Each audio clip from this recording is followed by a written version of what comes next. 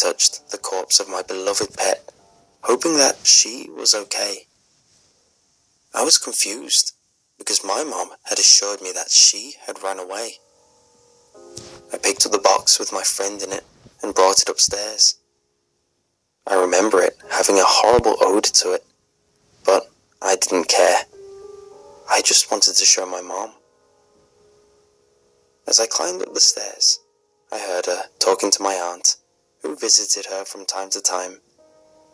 I guess she heard me close the basement door, because she called me over.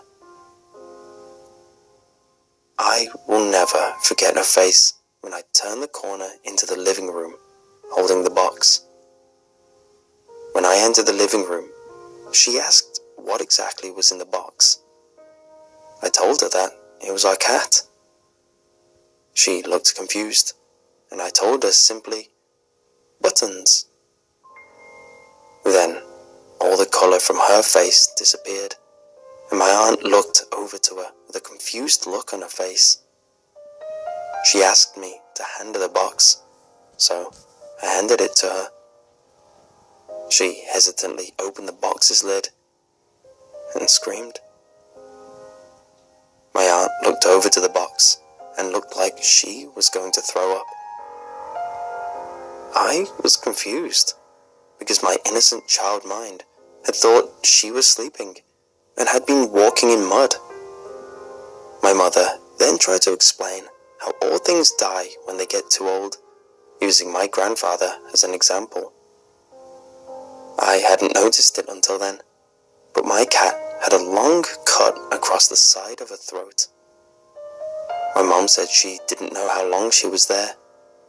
She said that it was possible that she was in the basement the entire time, found the box and died in it.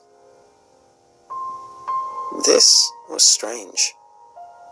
I specifically remember going down to the basement to check if she was down there. And why was there a hole in the side of the box? It didn't make sense. Eventually, we just forgot about it. Or at least, my mom forgot about it. The memory of Buttons kept haunting me as a child. In fact, it haunted me so much that I started having more nightmares, similar to the one with my grandfather, except my cat was in the nightmare too. My grandfather would sit up like he usually did, but holding Buttons in his arms instead of getting out. He then proceeded to put 2 fingers in my cat's mouth and tear the top half of its face right off. After waking up from this nightmare, I began to cry. I didn't want this to be how I remember my pet. I had to tell this to my mom, but I still kept it bottled up inside of me. And so, I kept another secret from her. A couple of years later, when I was 8, I slept over at my friend's house, who lived a block or 2 away from me. He didn't know about my cat, or any of my nightmares. He was about the same height as me, about 3 feet tall. He had blonde, wavy hair, and I had brown, straight hair. He was more athletic than me, but I could keep up with him. I'm rambling. Anyway, I went to his house for a sleepover, because he had told me he got a new cat and wanted me to see it. Since I adored cats, I agreed. My mom packed my PJs, a movie if we got bored, and a packet of gummy worms, to share of course.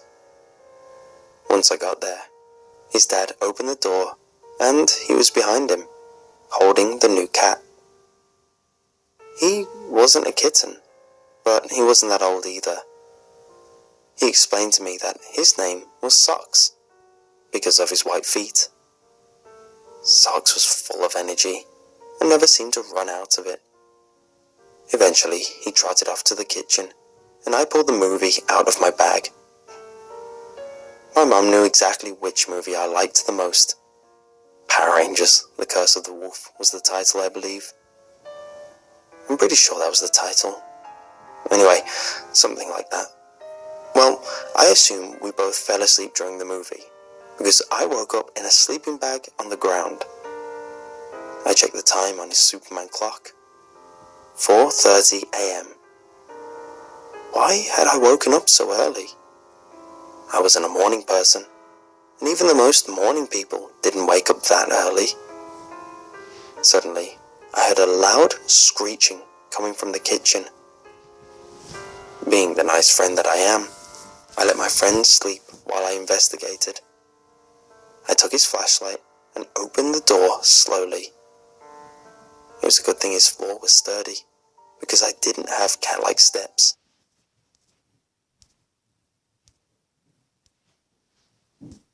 I passed his parents' floor and listened to see if they were awake. I heard his dad snore, and that was the answer. I continued onward to the kitchen to investigate the noise. The kitchen was completely empty. The sound was coming from the basement door. Why? Why did it have to be coming from the basement? I thought about getting my friend to go down with me, but that would be rude since he was sleeping. Gathering my courage, I reached for the door and flicked the light on. At least I didn't have to worry about the flashlight. Slowly but surely, I climbed down the stairs to the basement. I swore I had to be dreaming, because his basement looked exactly like ours. The walls were solid concrete, the left window had a slight crack in it, and the furnace looked identical. Something in the corner of the room caught my eye. It was the exact same box that was in our basement, with the same hole clawed into it and the same smell. I was afraid to open it at first, fearing I was having another nightmare. Hesitantly, I lifted the top off the box. Inside, I expected to see my pet exactly how I had found her the first time. But in its place was another animal. It also had a cut across its throat and its side. Its 4 paws were white, like it was wearing socks. I had to hold back my vomit. I screamed, closed the box, and ran upstairs. I ran into my friend's room, and then his parents' room, and led them down to the basement. This time, however, Socks was gone, and the box was empty. Even the basement looked how it should have when I went down. The odor remained, however. His parents were mad at me for waking them up, because they had to work that day. My friend had no idea what was going on, and passed out on the couch. I was still terrified at what I had seen, and I was confused. Where had Socks gone? I swore I had seen him in the box. I didn't sleep for the rest of the night. I just kept watching the Power Rangers over and over. I didn't want to go back to sleep, fearing that I might have another nightmare. As soon as I saw the sun come up, I walked back to my house. My friend was still sleeping, so I left as quietly as I could. Once I sat down on the couch, I passed out slightly after. Fortunately, I didn't have another nightmare, but something else troubled me. I fell asleep on the couch at 6 in the morning and woke up at lunchtime, but I woke up in my bed. I didn't really pay attention to it until now. Then I leaned over to get a drink of water, but something else caught my eye. It looked like a note that said, "Sweet dreams," written on it very crudely, like it had been written in a hurry. Under the note was what looked like a rabbit's foot. I later found out that it was Socks' foot.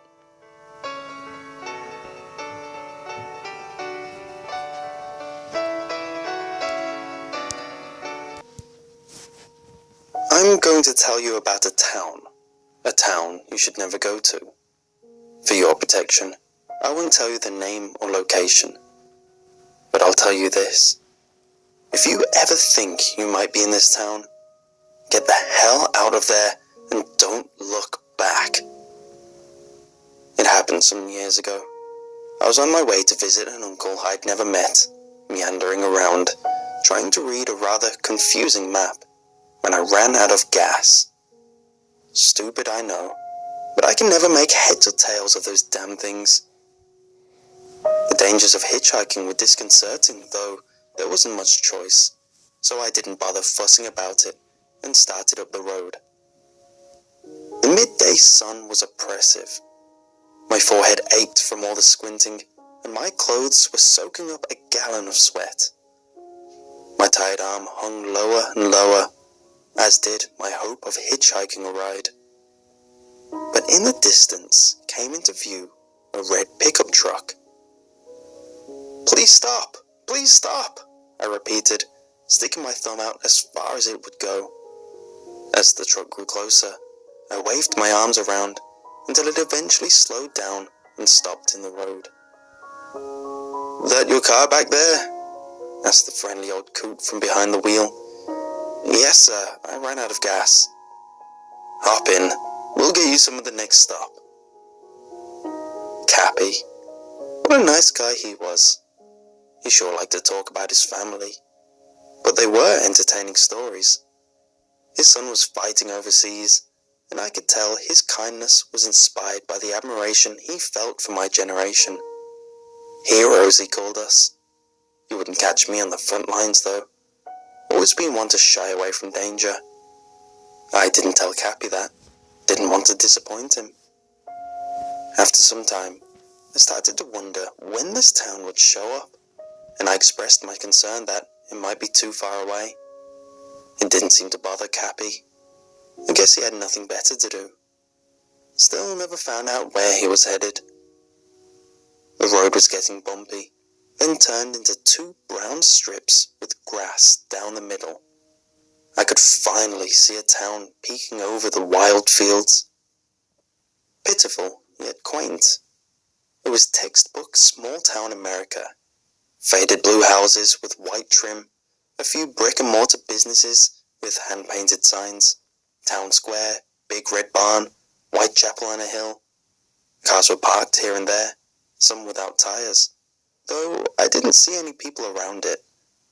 It wasn't surprising for such a remote hamlet. What did surprise me was that, despite the barn, I didn't see any animals. There was no official fueling station, but we found an old garage with a gas pump out front. Cappy kept apologizing for lending his gas can to a neighbor while we searched through the cluttered garage. A rancid odor would come and go, making me sicker each time. "I'd better go find someone," I said, "and tell them what we're doing so they don't think we're robbing the place." Really, I just wanted to get away from that smell. "Look for a gas can in case I can't find one." "Roger that." The town seemed deserted, but I could hear voices echoing from somewhere, so I followed them. Two children appeared from the tall grass, chasing each other down the road. In the distance was an apple orchard with kids running to and fro, tossing apples at each other, some of them on all fours. As they approached, laughter and playful screams came from all sides. It seemed like a normal child behavior, but then I noticed they were all wearing dog masks.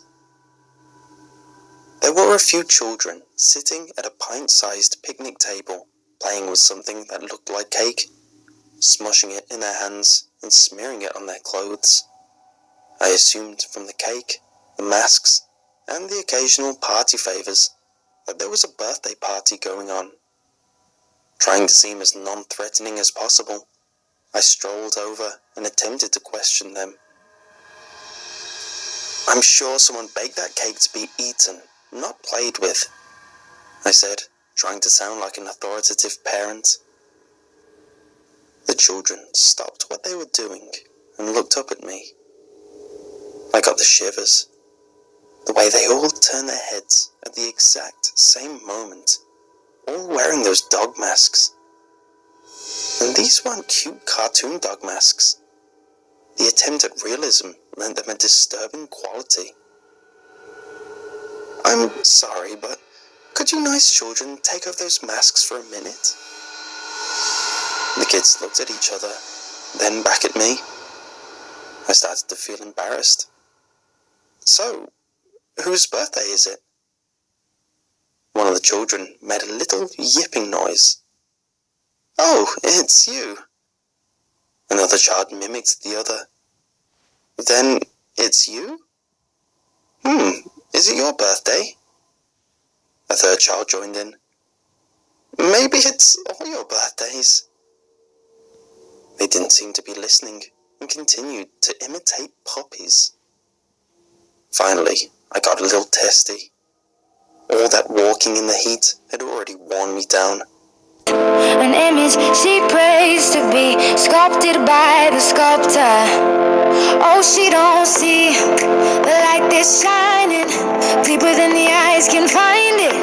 Maybe we're made of blind, so she tries to cover up her pain and cut her woes away. 'Cause cover girls don't cry after the face is made, but